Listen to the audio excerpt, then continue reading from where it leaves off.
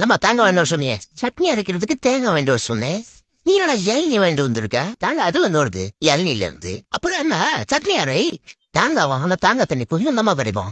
இறங்கி வாங்கினா சும்மா ஃபுல்லா கிடைக்கல. நானும் ஜாலியா பிடிப்பேன், நீயும் ஜாலியா சட்னி அரைக்கலாம்ல.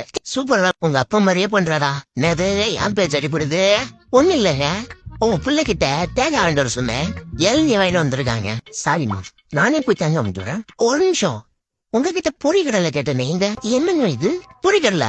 கடலுக்குள்ள இருக்கும் தண்ணியடா. ஓ, பொறி பிளஸ் கடலை, பொறிகடலை. தமிழ் இலக்கண பொறி வாங்கிட்டு வந்திருக்கீங்க. அருமைங்க. அப்ப பொட்டுக்கல்ல கேட்டா என்ன வேண்டுவீங்க? அது வேணாம், நான் சொல்றேன்.